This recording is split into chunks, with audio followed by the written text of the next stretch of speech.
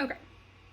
If you want to create something, for example, a really profitable business or a really great group program, think about the universal concept of life and death, or duality in nature. Everything in our universe is defined by its opposite. Your mind, you cannot think of something right now that is not defined by its opposite. So the universe is one giant complex hologram.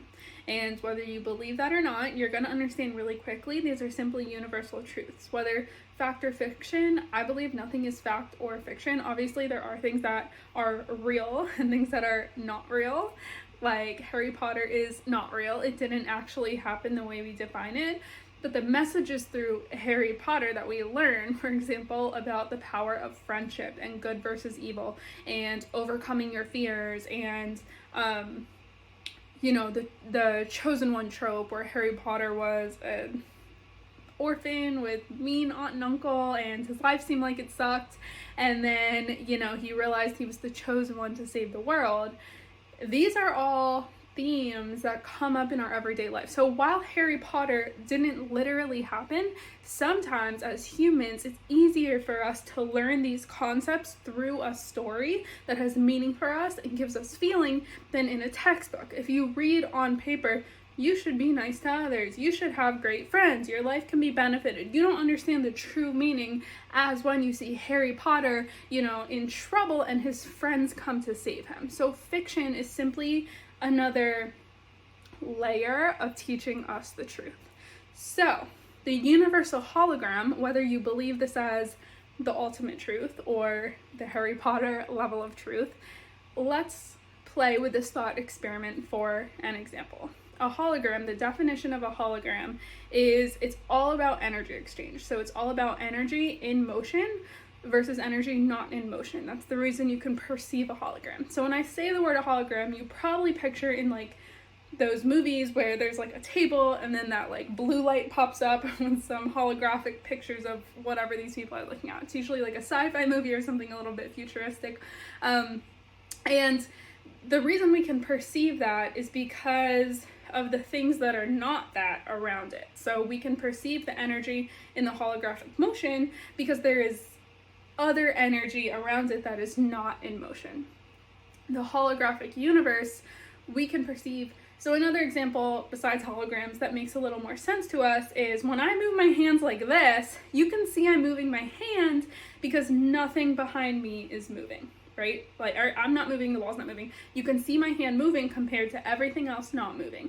However, we know the Earth is spinning on its axis. The Earth is spinning at all times, but from our perception where we stand, I'm looking out the window, it doesn't look like it's moving because we can't see space from where we're at. We can't perceive that other energy, holding still so we can see the Earth rotating. If you look at a time lapse, you can see it, but from my perspective, looking at the sky, it does not look like it's moving. So a hologram works the same way. The universal hologram from our perspective looks so real, so actual in our lives because we can't see the other energy that is still, right? We can perceive within the hologram energy in motion compared to energy still. However, we can't see that we're in a hologram because we can't see the other energy. Does that make sense? Like, we can see the hands with the background, we can see the small version, but we can't see the Earth spinning. That's what we can perceive as the universal hologram. We can see things within the hologram, but we can't tell that we're in a hologram because we can't see anything else around it moving. So, I am saying that because inside our universal hologram, our literal life, our literal perception of reality is defined by opposites.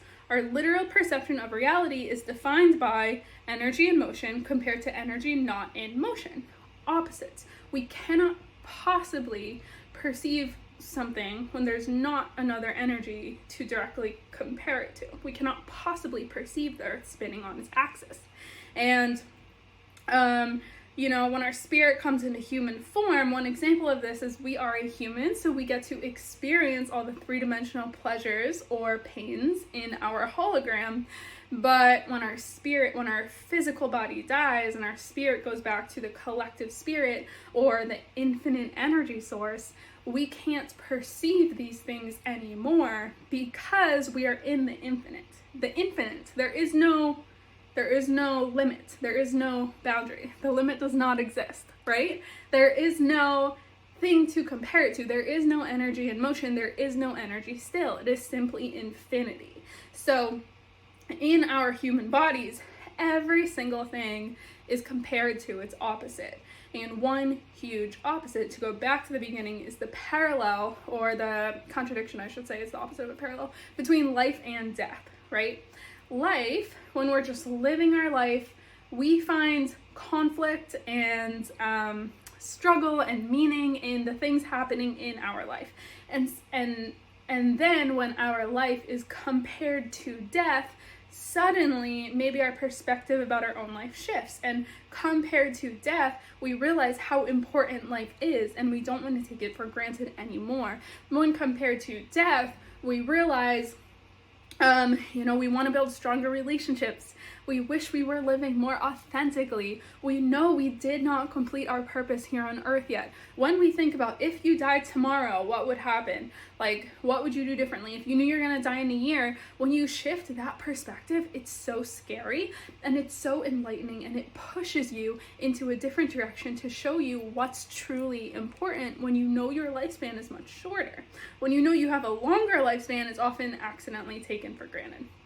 So, on our planet, life and death is a super important and scary, and it's a big parallel that runs a lot of things in our life. So I'm bringing this up because in business, for example, if you wanted to make money in your business, you want to create life.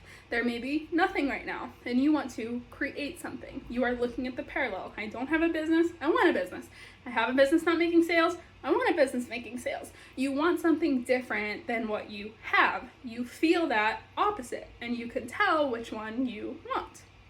It pushes you to realize what's more important, and you can only perceive this one because of where you're at. So let's look at life and death on Earth right now. If you wanted to create life, humans have the power to create life.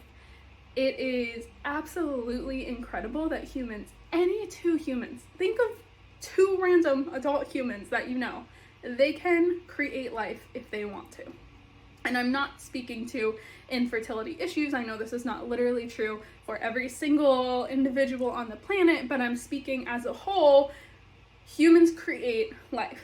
And how do they do that? By having sex. One male, one female, biological male, biological female. Again, I don't want to get into gender issues, but this is how, right now, at this time, humans have babies. The biological, natural way. A human male and a human adult male and a human adult female have sex, and a child is born. Life is created through that duality. It is created through what happens when you have sex. It is the masculine energy combining with feminine energy for creation. It is a sperm and an egg combining through creation. It is the give and the take combining to create life. It is a perfect balance of masculine and feminine energies coming together to create life. So using this to look at other things we want to create in life, it really shows how we need to give and take. Not just with sex or creating life of something and creating babies, but the whole world works as give and take. Think about the best friendship that you have, or a relationship you really, really value. Don't you picture that friendship as a really balanced give and take? You feel like that person's there for you. They're always, always giving. And you get to receive and take their advice, their kindness, their genuine soul. Just hanging out with them, having fun. You take and you give. When you're generating those feelings of love and fun and joy and abundance, you are giving it back to them, and they are feeling it too. And you have a really symbiotic, excellent friendship. Now think about a friendship that maybe went horribly wrong, or a person that you just never ever liked, and think about if there was an imbalance somewhere in that relationship. Was there a power balance? Was the other person trying to dominate over you? Maybe an annoying boss, or the snot-nosed gossiper in your neighborhood. Like, who can you think of someone maybe trying to dominate over you and you did not enjoy that they were trying to give, and you did not want to take what they were selling. So your relationship did not work, and you were probably frustrated by that. Or on the opposite, can you think of a time when you were trying to dominate over someone else or manipulate them and they would get frustrated? Think about if you have a child, and I'm not saying you're manipulating maliciously your child, but if you've ever tried to be around a toddler, sometimes it's hard to get them to do what you want them to do, even though you have their best interest in mind much of the time, at least to the best of your ability. So, if you're on an airplane and they just won't stop crying, how terrible does that feel? Stop crying, but they won't receive what you're taking. It's a frustrating relationship. So what I'm trying to say is that symbiotic relationships, or at least one moment in time when the give and take is perfect, is when life is created, when things we want are created. So in business, what I love showing my clients is that you need both the yin and the yang to create your business.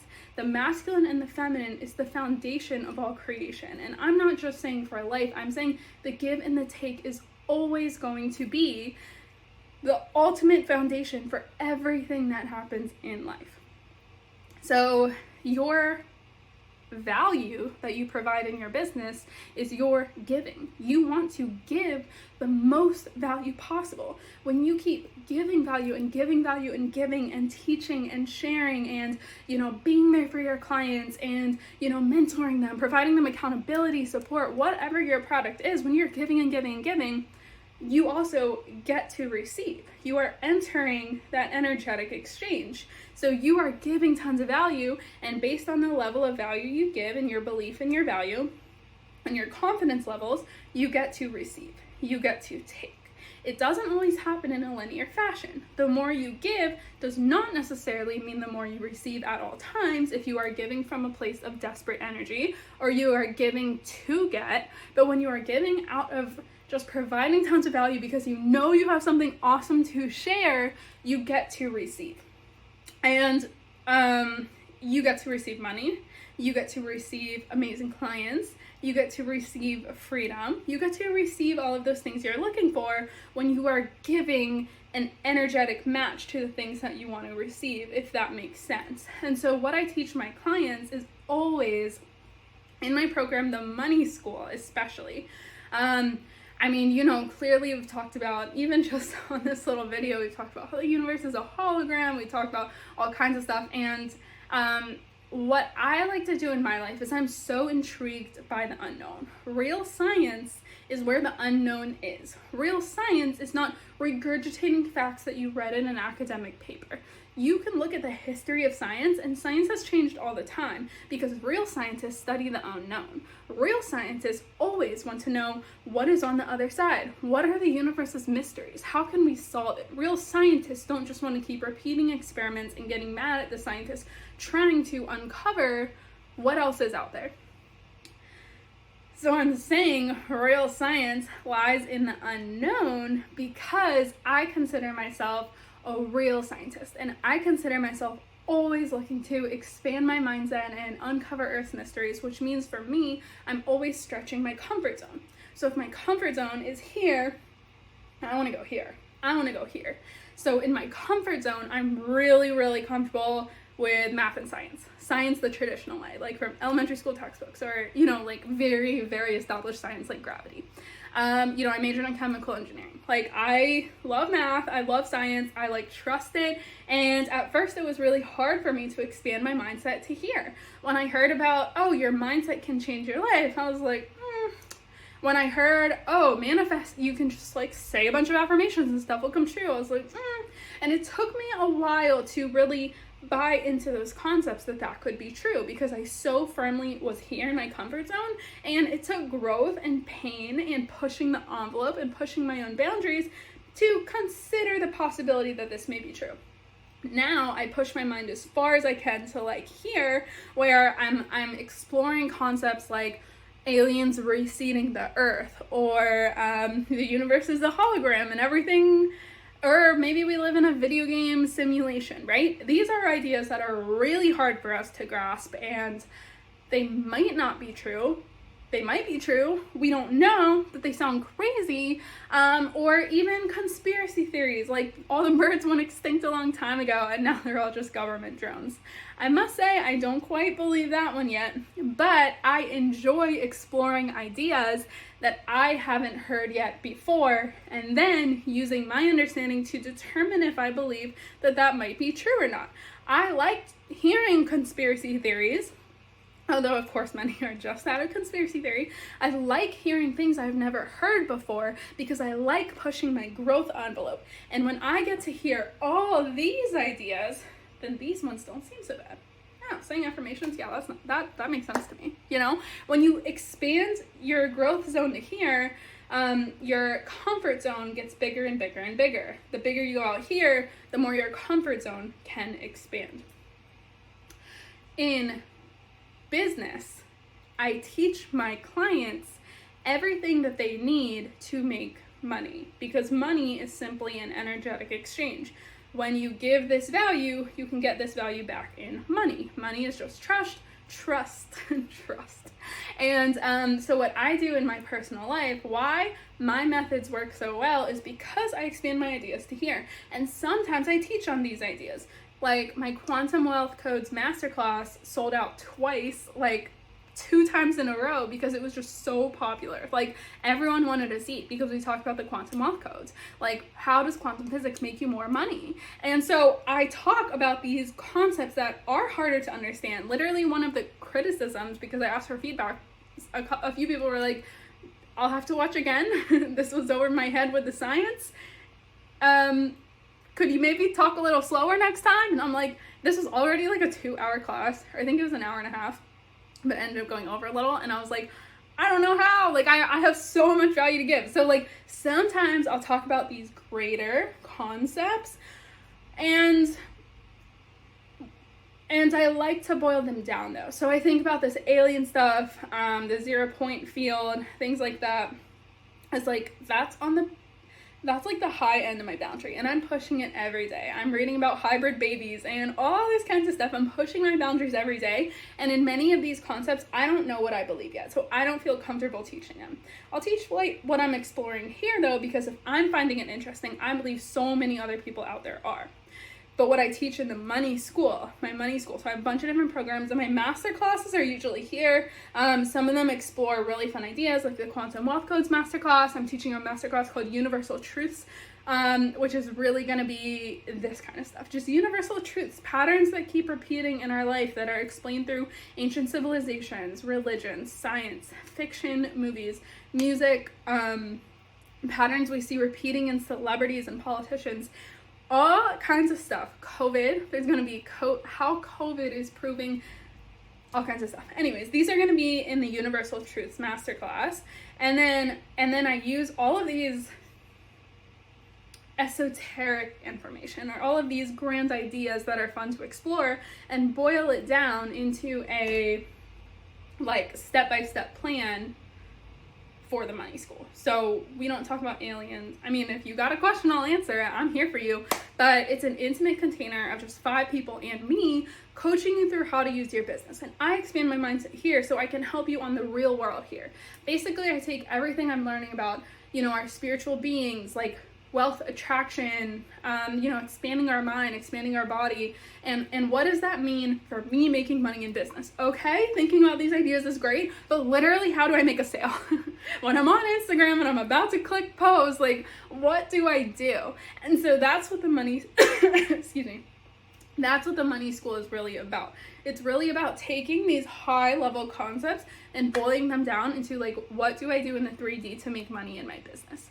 So this is the best program for embodying the yin and the yang, the masculine and feminine, the give and the take. You want to create a business. Think about how you create life on earth. You balance the masculine and feminine. You take both energies and harmonize them. And that's what we do in this business space. And the money school is a 16-week program, and the reason it works is because first we embody the feminine principles. So we look at, for example, a huge reason that I see in my clients, sorry, I'm like having a tough time over here. The one thing I see in my clients a lot is fear, massive fear. The main reason that people don't make a step forward in their business is not that they're doing anything wrong, it's that they hold themselves back because they're scared of something. And especially for new business owners, beginner business owners, or people who have been in business a while and have tried asking for the sale but maybe got bad responses back, people are scared of rejection. So one of the weeks we really look at the fear of rejection, and we really think about what that means. And a lot of times the fear of rejection is just a fear of abandonment or not getting love. We are so scared that we are not worthy of love. And if someone says, oh, I don't want to buy your product, instead of just looking at it for face value, oh, someone doesn't want new sneakers, whatever. Like we take it as a rejection of us, and we take it to mean we are not worthy of love. And when you embody the truth is that you are so worthy, you are love, you are made of love, and when you can embody that truth, then all of a sudden on Instagram, when you go to ask for the sale,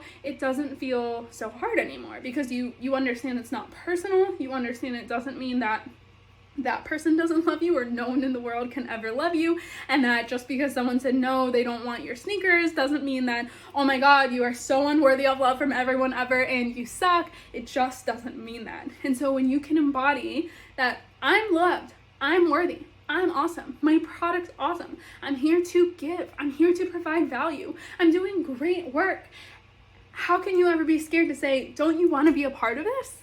Don't you want these sneakers too? Like, that sale just comes so much easier because you have that feminine embodiment piece. And so I feel like it's the perfect roadmap. I think there's a lot of programs out there for money mindset. I think there's a lot of programs out there for mindset in general, spiritual healing. There's like so many like new courses every single day, and these are great and these are awesome.